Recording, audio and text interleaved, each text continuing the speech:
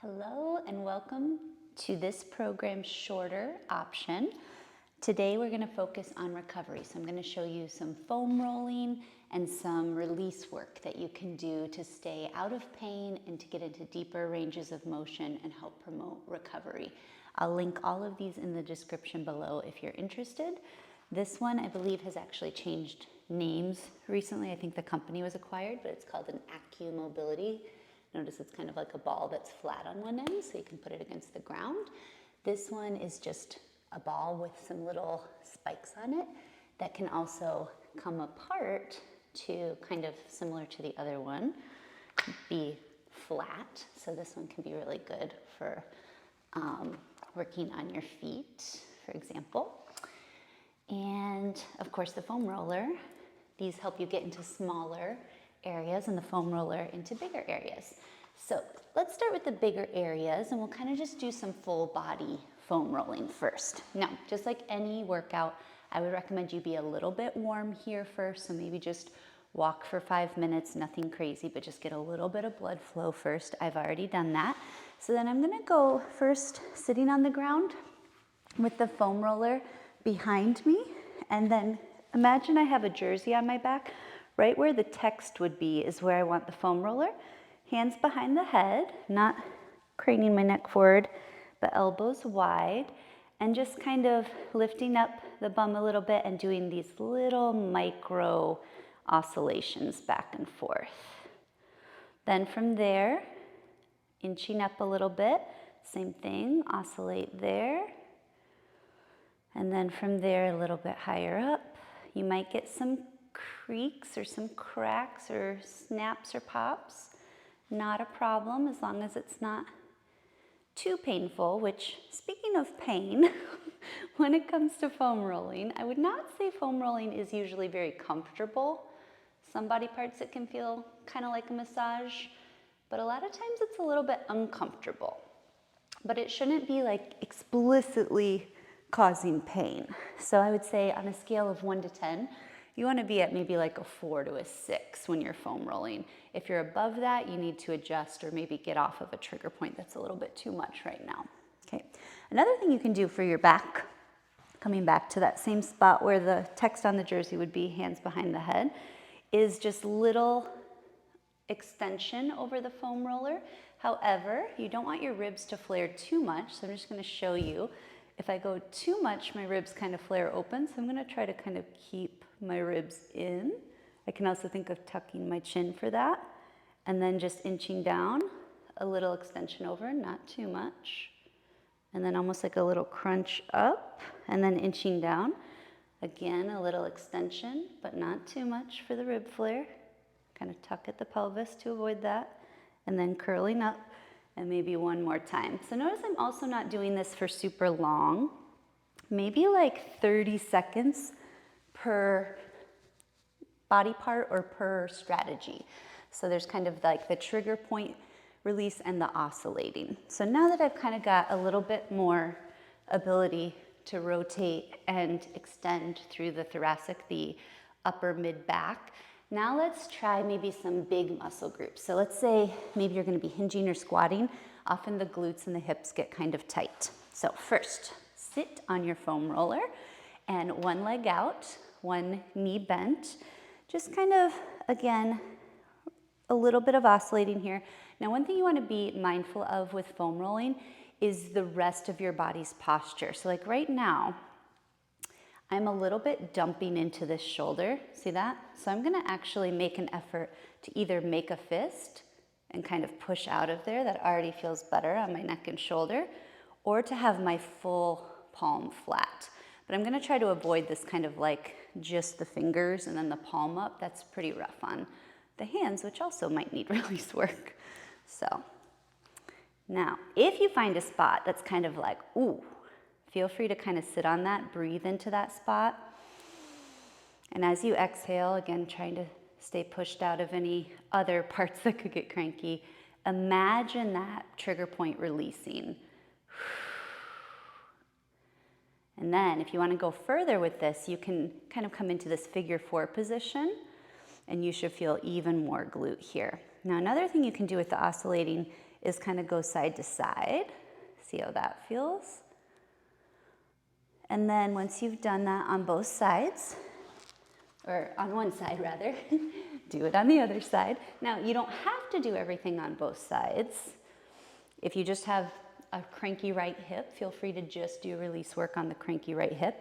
It's not quite like a workout where you want to be pretty equitable side to side to avoid imbalances. This is more like you have imbalances side to side, so you're correcting them. So it's okay if you do more on one side than another with foam rolling and release work, okay?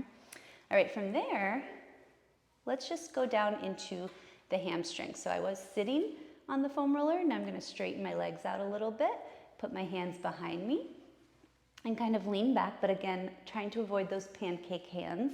So maybe fists, maybe all the way flat, just depends on what you're comfortable with. And depending on your hamstring tightness, you might want both legs.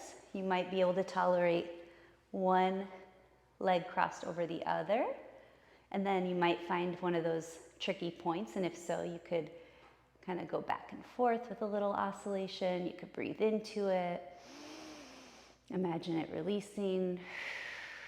Then roll down for a slightly different side of the hamstring or a slightly different part of the hamstring. There's actually a few different sections of the hamstring, and then try that other side if it feels like it's needed over there as well. But again, only like maybe 30 seconds per side, maybe 4 to 6 on the pain tolerance. Now, a lot of people, especially if they're runners, their IT bands feel really tight. One thing to know about that is your IT bands should be tight. It would be problematic if they were not. And also, you don't want to foam roll directly on the IT band, but you can do kind of everything around it. So for example, I'm now going to kind of come from the back of my leg to the front of the leg. So first let's do the quads, just right above the knees, almost like you're coming into a little plank position. Maybe I'll even go a little bit at an angle so you can see better. And again, I'm not gonna like let myself dump in here and lose my core. I'm gonna think round out the back, push into the elbows and the full arm. Now, 2 legs, you might already feel a lot. But if you want more, you can kind of sneak the foam roller more at like a 45-degree angle. Bring, say, the right knee up, and then just the left leg is on the foam roller. Now, then, if you want even more, this does get up to more of that 6+ range, so just careful with this. Continuing to push out of the elbows, think about bringing that heel up towards the glute. You'll probably definitely find a trigger point and then want to do a little bit of oscillating. And you might need to scoot down, find another place, possibly another trigger point is found, and then a little oscillating. And then pretty naturally, you'll probably notice that you kind of want to rotate. So that's fine. Just kind of go to the outer edge of the thigh. Same kind of thing if you want it for extra release. And then another area that I think people overlook is kind of that hip flexor area, almost like in the groin. So again, that other knee is going to need to be up pretty far to make space for it. And then you're going to kind of come up to that hip flexor, TFL area. This can get very tight in runners, and then maybe you want to do some of that trigger point release too. Okay. All right, then potentially doing all of that on the other side as well. So opposite knee up, opposite leg long, starting wherever on the quad, if tolerated, bringing heel to glute. Ooh, there's a spot. Doing a couple little oscillations, being mindful again of that upper back, keeping that solid plank position, shoulder over elbow. You could be up higher as well. That takes some of the pressure off if it feels too intense. This is a great one since it's your quad you're releasing here. Great one to do before any kind of squat or split squat, or really any leg dominant movement. And then again, you might find you're ready to kind of go to an angle there, maybe a little release work back, and then maybe up into that TFL area. Just be a little mindful here if you've ever had pelvic floor issues or a hernia repair in this area. You might need to, again, come up to take some pressure off or potentially skip over any areas that feel a little bit off.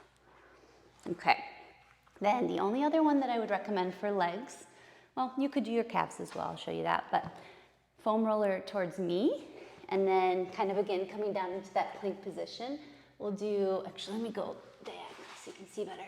One knee down, plank position. I'll do this one first so you can see better. Other leg kind of out to the side like a half frog position. And then we're just gonna do the inner thigh. So little oscillations. This can be pretty tender, but if you can tolerate it, maybe straightening the legs out, bringing the heels back in, then coming a little further in. So you're just kind of getting the foam roller out towards the knee, in towards the groin.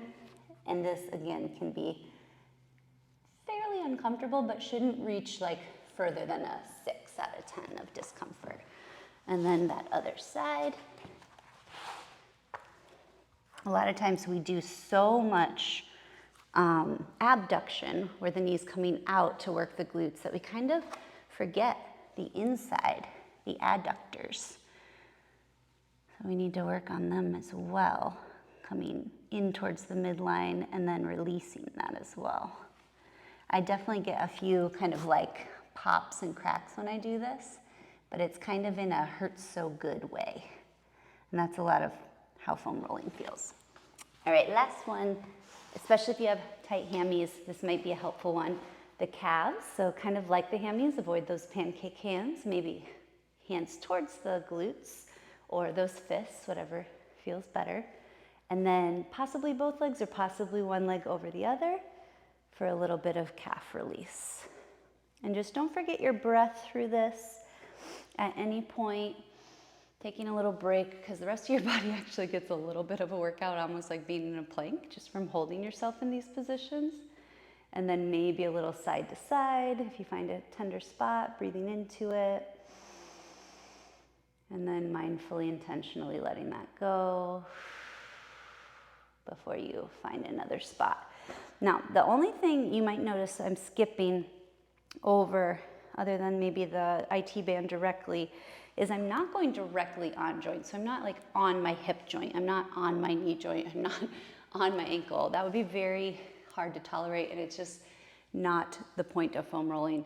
Foam rolling is for self-myofascial release. Fascia is like the connective tissue between everything in your body, your muscles, your tendons, your ligaments. So that's what you're trying to release, because that's what gets kind of like stuck and gets adhesions. And that's what we're trying to kind of like get to let go and get some blood flow, okay? So those are the biggies for lower body.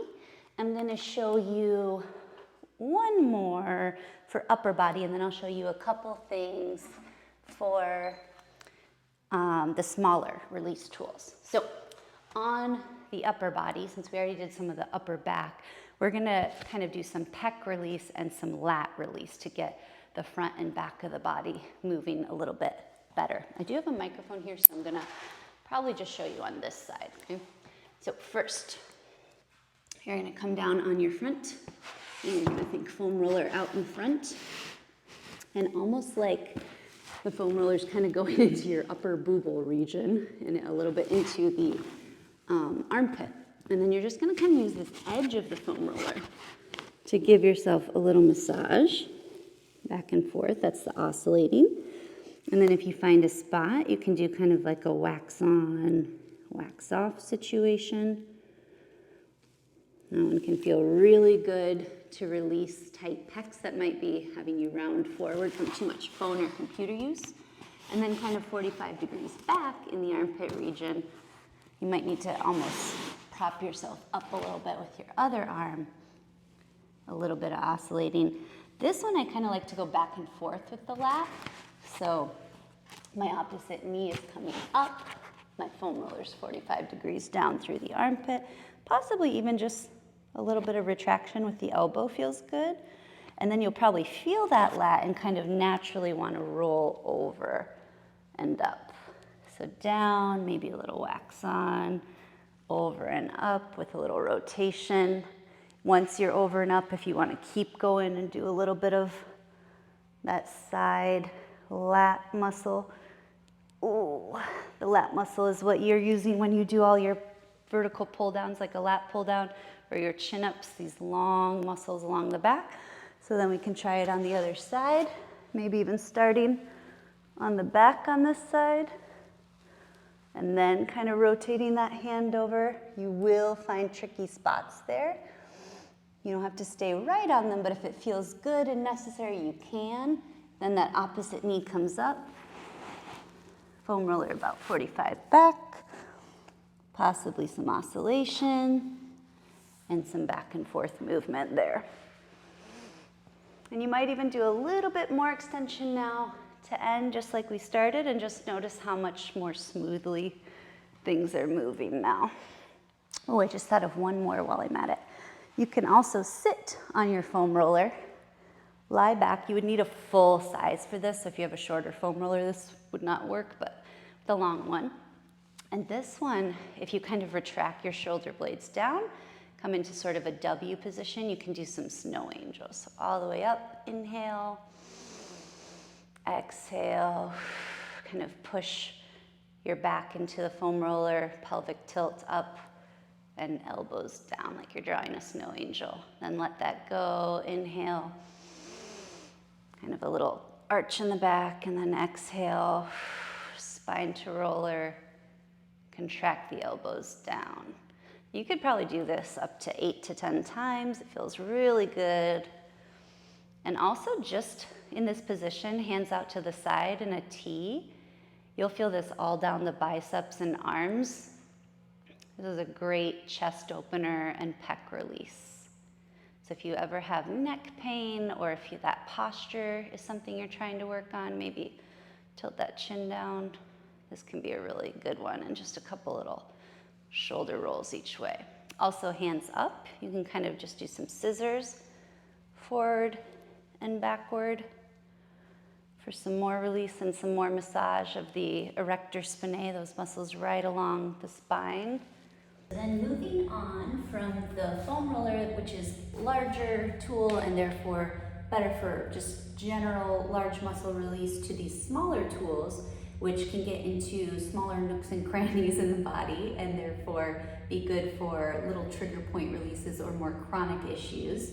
I'm going to show you this Acumobility, kind of flat-sided one, and this, it's called a rad ball, but it's created by Naboso, which is a company owned and operated by a really badass female functional podiatrist named Dr. that I've seen speak a couple times. It has these little nubbins on it, you'll see, because you could use a lacrosse ball or a tennis ball or even like a frozen water bottle.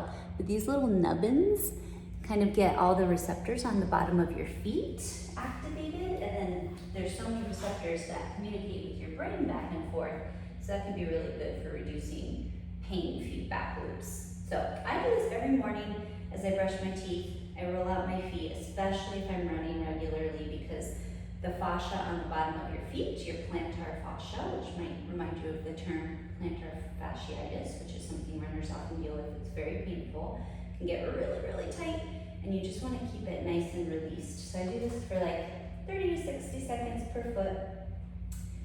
As I brush my teeth, I just kind of keep this in my bathroom or right by my bed when I get up first thing in the morning, and it really helps. Another thing I like to do with it is it can come apart, and it actually comes with an even tinier little black ball that I have misplaced at the moment, but it's really great for getting into really tiny little spots. So that's an option, but I lost it. So I also just flat-footed, when I'm like sitting and working, I like to have those under my feet to just kind of do some little release work and keep things fresh. You could even use those, come to think of it, like under the calves, if you were taking a little brain break and sitting, or maybe even hamstrings or glutes. It's a little small for a glute, I would say.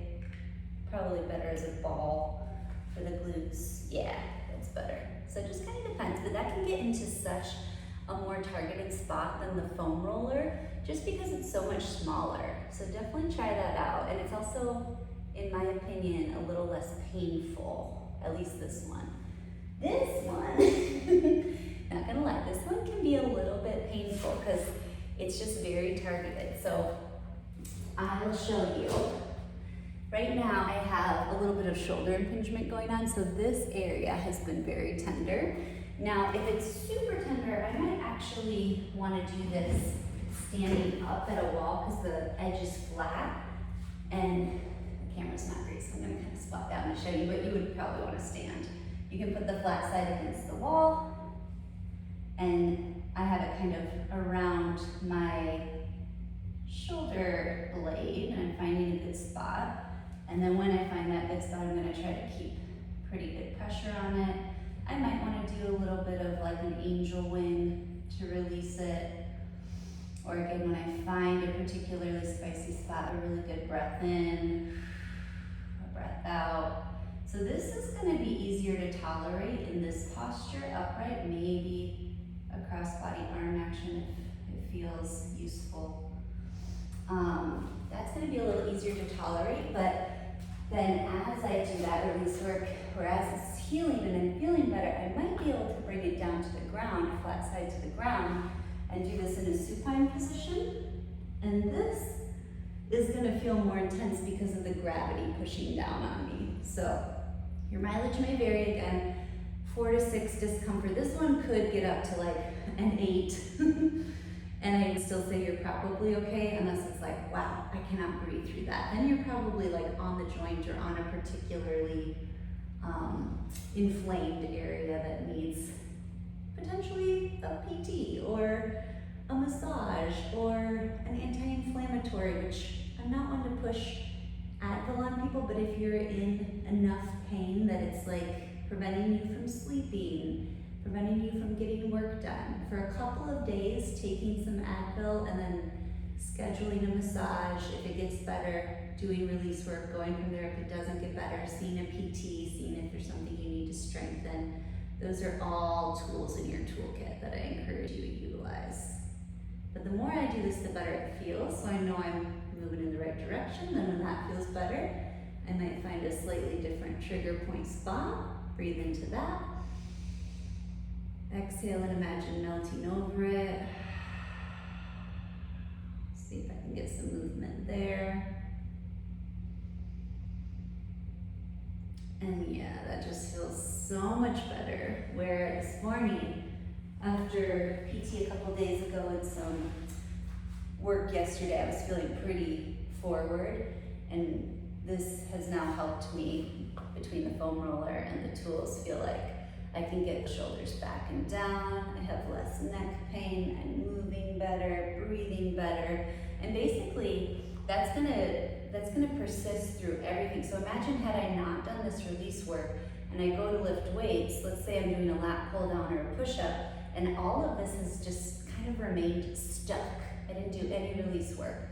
Do you think I'm gonna get into a better range of motion stuck, or once I've done all this release work and have the blood flowing? Probably the latter. Also probably after the latter, I have more of a sense of where in my body I need to baby things a little bit today. Maybe I need to back off a set. Maybe I need to not raise the weight today. Maybe I need to experiment with something as simple as, oh, we're doing a pull, and maybe this is, at the machine at the gym, and maybe like the video shows Becky doing it like this, but maybe I notice when I do a split stance and I really set my shoulder, that feels so much better. So don't be afraid to play around, whether it's standalone like this on the rest day, or your warm-up mobility, or your intricep mobility. That's really the time to be playing with all of this kind of release work, mobility work, because it's really that stuff between your hard sets that keeps you moving well and feeling good and not getting like so tight that you're locked up and then you're moving in suboptimal patterns or limited ranges of motion, and then you end up injured or worse. So let's keep moving well, let's keep breathing and releasing and recovering. Hopefully this is helpful. I'll link everything below in case you're interested in picking up some of these tools. Have a great one.